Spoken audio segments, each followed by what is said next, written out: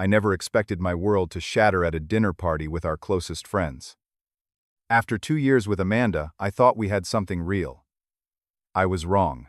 When she casually admitted to cheating on me, I felt the floor disappear beneath my feet. I needed a real man, she smirked, looking around our friend's circle for approval. The worst part, they gave it to her. Every single one of them took her side, making excuses for her betrayal. I just smiled, took my keys, and left with my dignity intact.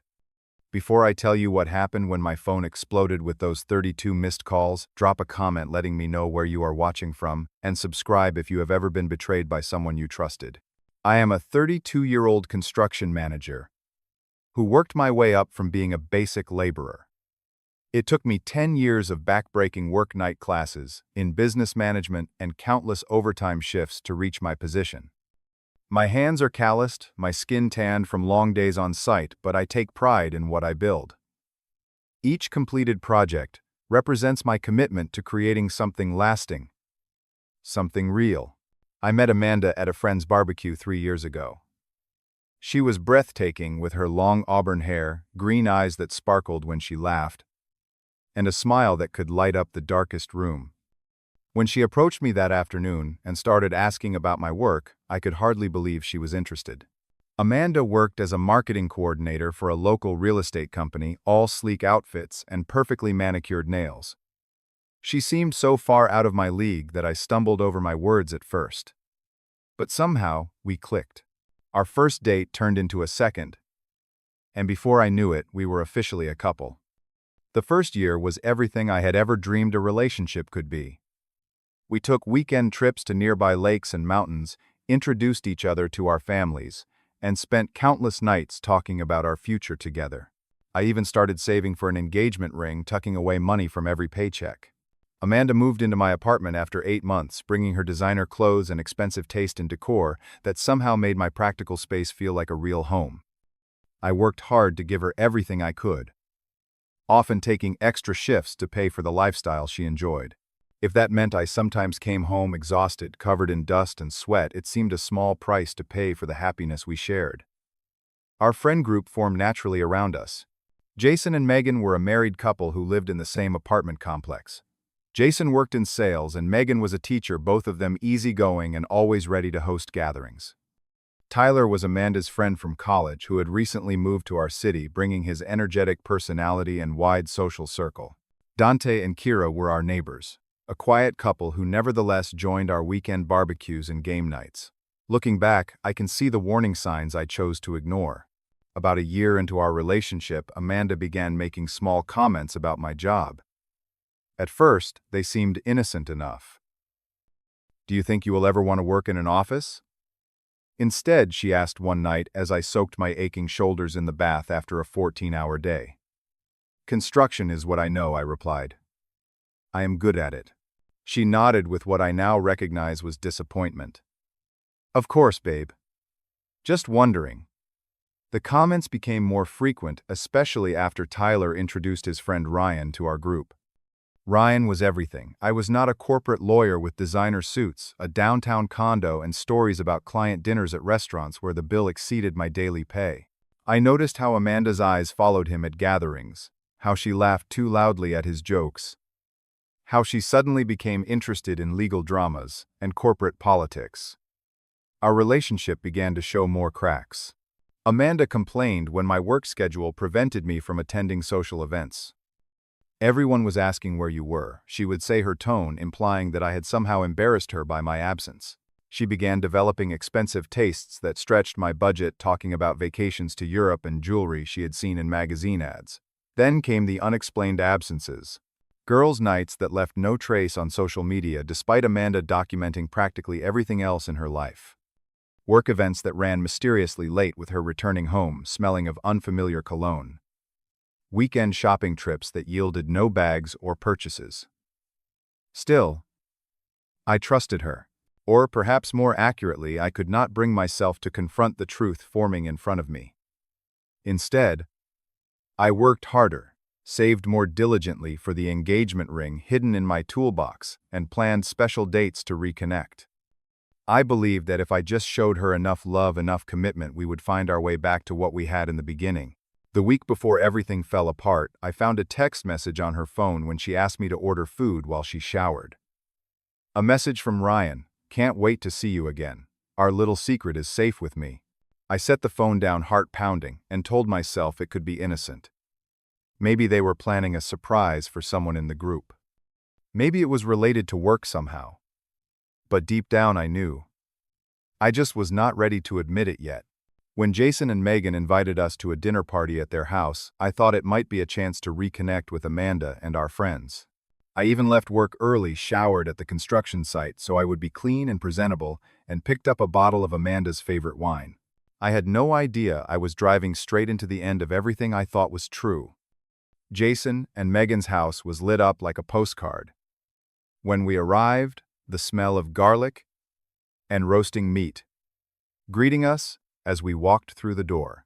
Amanda had been quiet during the drive, over checking her phone repeatedly and applying fresh lipstick just before we arrived. "There they are," Megan exclaimed, hugging Amanda. "First, then me." I noticed she held Amanda longer, as if offering comfort or solidarity. It struck me as odd, but I dismissed it. Inside, I realized everyone else had already arrived. Tyler lounged on the couch with a drink, while Dante and Kira were helping set the table. And there, comfortably settled in what was usually my spot in their living room, was Ryan, looking perfectly at home. "Did not realize you would be joining us tonight," I said, extending my hand to him. "Last-minute addition," he replied with a smile that did not reach his eyes. "Hope you do not mind." The seating arrangement at dinner separated Amanda and me, with her place between Ryan and Tyler, while I sat at the far end next to Kira. Throughout the meal, I noticed the strange glances exchanged between our friends, the way conversation seemed to halt when I contributed the uncomfortable laughter that followed certain comments. "So Claude," Tyler said halfway through the main course, "Amanda tells us you have been working crazy hours lately. Trouble at the construction site." Before I could answer, Ryan jumped in. "Must be tough being married to your job. Some people never learn to balance priorities." Amanda giggled at this, sharing a look with Ryan that sent a cold wave through my stomach. "Some of us have to actually build things, not just shuffle papers," I replied evenly, noticing how my defense of my profession caused several eyebrows to raise. The conversation shifted to relationships, with Megan describing a podcast about settling versus choosing the right partner. Everyone seemed unusually invested in the topic, with pointed looks in my direction that made no sense until much later. After dinner, we moved to the living room, where Amanda immediately poured herself a large glass of wine and positioned herself on the love seat next to Ryan. I sat across from them, watching as she drank quickly and became increasingly tactile, touching Ryan's arm when she laughed, leaning close to whisper comments. The breaking point came when Tyler mentioned a new club downtown. "We should all go dancing there next weekend," he suggested. "They have amazing private rooms upstairs." Amanda replied, then added with a loose smile, "That night with Ryan proved that right." The room went silent. I felt every eye turn to gauge my reaction. "What night with Ryan?" I asked quietly. Amanda looked at me, then around at our friends, seeming surprised by the sudden tension. Then, instead of backtracking or apologizing, she simply shrugged. "Oh, please, Claude, do not act all shocked. Did you really think I was working late every Friday for the past 3 months?" The casual way she admitted to the betrayal hit harder than any angry confession could have. She was not even sorry. "You were cheating on me." With Ryan, I kept my voice steady despite the roaring in my ears. "Cheating is such an ugly word," she replied, swirling her wine. "I was fulfilling needs you clearly could not meet." Ryan at least had the decency to look uncomfortable, though he made no move to leave her side. "What needs are those exactly?" I asked. "I needed a real man," she smirked, looking directly at me. "Not someone who smells like dirt after work. Someone who can take me to nice places, who understands ambition." Ryan gets it. I expected our friends to be shocked by her cruelty, to offer some word of support, or at least acknowledge the pain of the moment. Instead, Tyler cleared his throat and turned to me. "Look, man, you have been working a lot. You basically pushed her into this situation." I stared at him in disbelief. "Excuse me." "What Tyler means," Jason jumped in, is that relationships require attention. Amanda has needs, Megan nodded sympathetically. Claude, maybe if you tried to understand Amanda's perspective a bit more. Relationships are about compromise. Compromise. I repeated, looking around at these people I had considered friends. Is that what we are calling betrayal now? Amanda rolled her eyes. Do not be so dramatic. This is why I need someone more mature. The final blow came when the doorbell rang and Megan jumped up to answer it. She returned with another bottle of wine, and incredibly Ryan's roommate, who was apparently joining us for dessert. Amanda immediately brightened, moving to hug him with familiar ease. We saved room for you, she said, patting the seat beside her. As I watched this scene unfold, something shifted inside me. These were not my friends. This woman was not who I thought she was, and I was worth far more than this treatment. In that moment of perfect clarity, I felt oddly calm, almost detached from the pain that would surely come later. But right then, all I knew was that I needed to walk away with whatever dignity I had left. While Amanda chatted animatedly with Ryan and his roommate, I sat silently watching the scene unfold. Our friends continued their evening as if my world had not just collapsed, offering dessert and coffee with casual ease. I felt like I was observing everything through glass removed from the reality they all seemed to share. My mind drifted to all the times I had shown up for these people. The weekend I spent helping Jason install flooring in their house when Megan was pregnant and on bed rest. The 3 a.m. drive to pick up Tyler when his car broke down 2 hours outside of town. The money I had loaned Amanda's friend Zoe when she was facing eviction money that was never repaid. The countless dinners I had cooked, gifts I had bought, support I had offered. And this was how they repaid loyalty. By making excuses for someone who had deliberately deceived and humiliated me.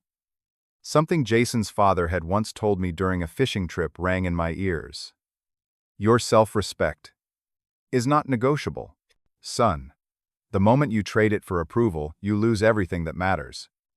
I looked around at these people laughing and talking, Amanda's hand now resting comfortably on Ryan's thigh, and realized I had a choice. I could make a scene, demand explanations, beg for understanding, or plead with Amanda to reconsider. I could try to shame them all into acknowledging the wrong that had been done. Or I could simply walk away. With perfect clarity, I knew what I had to do. I stood up quietly, picking up my jacket from the back of the chair. The movement caught Amanda's attention, and for the first time that evening, she looked uncertain. Where are you going? She asked. Home, I replied calmly. But we just started dessert, Megan protested, and we have not even played the game I planned. I looked at her directly. I think I will pass. Are you seriously leaving? Amanda's voice carried a note of surprise, as if she had expected tears or anger. Just like that, I confirmed, taking my keys from my pocket. Dude, do not be dramatic, Tyler said. Sit down, have a drink. We can all talk about this like adults. I shook my head. There is nothing to talk about. Claude. Amanda stood now, her expression shifting to one I had seen many times when she wanted something from me. Maybe we should go together, talk privately. I think you should stay and enjoy your evening, I said, with your real man. The room fell uncomfortably silent as I walked to the door. No one followed me. No one called out. They simply watched as I left, closing the door quietly behind me. The night air felt cleansing as I walked to my truck. My hands were steady as I unlocked it and climbed inside. Only then, in the private darkness, did I allow myself a single deep breath that shuddered slightly on the exhale. I drove home on autopilot, the radio off my mind, cycling through practical steps rather than dwelling on the pain building in my chest. Our apartment was dark when I arrived, exactly as we had left it hours earlier, though it no longer felt like mine. I moved through the rooms with purpose, gathering essentials, clothes for work, important documents, the few sentimental items that mattered to me. In the closet, I found evidence of Ryan's presence. A men's watch I had never seen before on Amanda's nightstand. An unfamiliar shirt mixed with her laundry. Cologne that was not mine in the bathroom cabinet. The engagement ring was still hidden in my toolbox in the spare room closet. I took it out, looking at the diamond that had cost me 6 months of careful saving. It represented a future that had never really existed except in my imagination. After a moment of contemplation, I returned it to its box and packed it with my things. Not because I wanted a reminder, but because I refused to leave her anything she could convert to cash to fund her new life. I wrote a brief note and left it on the kitchen counter. Amanda, I will arrange to collect the rest of my things next weekend when you are not here. I have paid rent through the end of next month. After that, the apartment is your responsibility. Claude. No accusations. No pleas. Just practical information delivered with the dignity I was determined to maintain. I called my brother Marcus, who lived 2 hours away in Springfield. Can I crash at your place for a few days? I asked when he answered, my voice finally betraying some of the emotion I had been suppressing. Of course, he replied without hesitation. Everything okay? Not really. I will explain when I get there. Drive safe. Door will be unlocked. I loaded my truck and took one last look at the apartment that had been my home for the past 3 years. It was strange how quickly a space could transform from sanctuary to stranger, how objects once comforting could become merely things. As I pulled onto the highway, my phone began lighting up with notifications. Amanda. Then Jason. Megan. Tyler. More Amanda. I turned the phone off completely and focused on the road stretching ahead, darkness, giving way to the first hints of dawn as I neared my brother's house. Marcus was waiting on the porch despite the early hour, a cup of coffee in his hand. One look at my face told him everything he needed to know. Spare room is ready, he said, simply taking one of my bags. We can talk when you have slept. I nodded gratefully, too exhausted for words. Within minutes of my head hitting the pillow in his guest room, I fell into the merciful oblivion of dreamless sleep. When I woke up at Marcus's place, sunlight was streaming through unfamiliar curtains. For one blissful moment, I had no memory of why I was there. Then reality crashed back, bringing with it a hollow feeling in my chest. Marcus had left for his shift at the fire station, but a note on the kitchen counter told me to make myself at home. Fresh coffee sat in the pot alongside a plate of covered muffins. This simple act of kindness nearly undid me. I showered, made a cup of coffee, and finally turned on my phone. It immediately began buzzing with backed-up notifications. 32 missed calls in total. 14 from Amanda, 8 from Megan, 5 from Jason, 3 from Tyler, and 2 from an unknown number that I suspected was Ryan. The voicemails formed a timeline of realization. Amanda's first messages were angry, accusing me of embarrassing her by leaving the dinner. By the fourth call, her tone had shifted to tearful pleading, asking me to come back so we could talk. Megan and Jason's messages expressed concern while continuing to suggest I should be more understanding of Amanda's mistake. Tyler predictably told me to man up and fix this. The text messages told a similar story, with one notable addition from the unknown number. This wasn't supposed to happen this way. I'm sorry. So Ryan had found his conscience hours too late. Marcus returned from his shift around noon, setting down a bag of takeout on the counter. Food first, then talk if you want, he said simply. Over burgers and fries, I told him everything. Marcus listened without interrupting, his face darkening at Amanda's cruel words and our friend's betrayal. Those are not friends, he said when I finished. And she did not deserve you. Never did. I feel like such an idiot, I admitted. How did I not see it? Because you are loyal. You expect the same from others. He pushed the fries toward me. Not a flaw, Claude. Just means you need better people around you. I nodded, picking at the food without appetite. I need to respond to at least one message. They will probably start showing up here otherwise. Keep it simple, Marcus advised. No details, no emotion they can use against you. I composed a brief group text to Amanda, Jason, Megan, and Tyler. I deserve better than lies and disrespect. Please respect my space. Then I blocked the unknown number without responding. Within minutes, social media exploded. Amanda posted a vague status about relationships ending when people cannot communicate. Jason shared an article about understanding men's emotional limitations. The narrative was being crafted to paint me as the problem, the unreasonable one who could not forgive a simple indiscretion. But unexpectedly, support came from unlikely places. My coworkers left encouraging comments on my profile. Amanda's cousin Diane, who I had always gotten along with, sent me a private message. "For what it is worth, I think you deserve better than what she did. Stay strong." I spent 2 weeks at Marcus's place taking time off work for the first time in years. My boss was surprisingly understanding when I briefly explained the situation. "Take the time you need," he said. "Your job will be waiting." During those 2 weeks, I found a small apartment on the other side of town and requested a transfer to a different construction site, something my company was able to accommodate. I arranged to collect the rest of my belongings when Amanda confirmed she would be at her mother's for the weekend. Amanda showed up at Marcus's house once 6 days after I left. My brother answered the door. "He does not want to see you," he told her simply. "I just need 5 minutes," she pleaded. "No, you do not," Marcus replied. "You had 2 years. You wasted them. Leave him alone."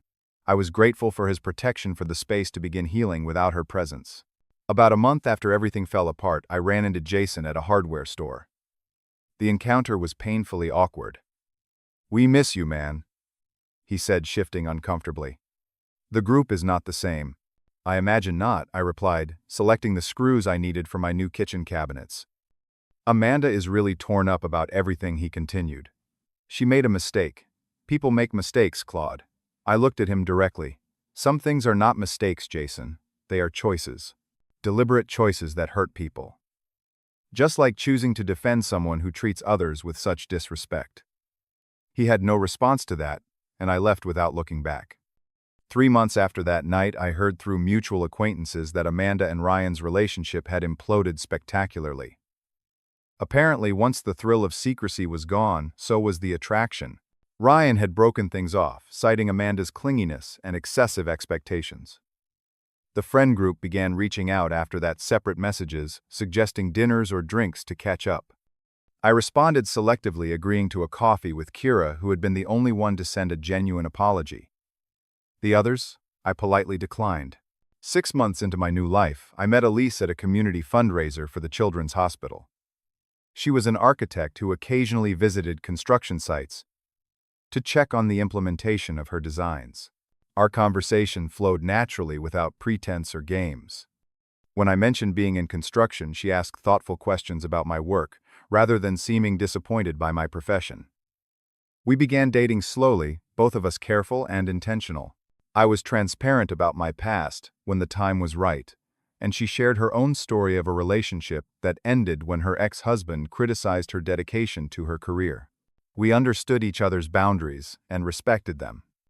My career continued to advance, with a promotion to project manager coming a year after I left Amanda. I developed a new circle of friends through a recreational soccer league and Elise's coworkers. My life was rebuilt on a foundation of genuine connections and mutual respect. The final chapter with Amanda came unexpectedly. I was leaving a restaurant with Elise when we encountered Amanda entering with a group of women I did not recognize. She stopped short when she saw me, her expression cycling through surprise, hope, and resignation. "Claude," she said softly. "You look well." "Thank you," I replied, introducing Elise politely. Amanda's eyes darted between us, taking in the easy comfort we shared. "Could we talk sometime?" she asked. I have been wanting to apologize properly. I considered her request for a moment. "I appreciate that, but I do not think it is necessary. I wish you well, Amanda, sincerely. But that chapter is closed for me." She nodded, accepting this, with a humility I had never seen in her before. "I understand. For what it is worth, I am sorry. Truly sorry. Walking away was the right choice. I was not the person you deserved." "No," I agreed gently, "you were not. But that experience led me here, so in a way I am grateful for it." As Elise and I walked to our car, she squeezed my hand. "That was kind of you," she said. "Many people would have been much harsher." "Carrying anger only hurts me," I replied. "Besides, I meant what I said. That pain led me to something better, to someone better." Looking back now, I can see that the dinner party that ended my relationship was actually the beginning of my journey towards self-respect and authentic connection. Sometimes losing people who do not value you is the greatest gain of all. The hardest lesson I learned was that not everyone who calls themselves a friend deserves that title, and not everyone who claims to love you actually does. But the most important lesson, knowing your own worth, is non-negotiable. Walking away from people who disrespect you is not weakness, it is strength of the highest order. Have you ever had to walk away from toxic people who betrayed you? Share your experience in the comments below. If this story helped you recognize your own worth, please hit the subscribe button and like this video so others can find it too. Share with someone who might need this reminder that they deserve respect and genuine love. Thank you for listening to my story, and remember, sometimes the bravest thing you can do is simply pick up your keys and walk away.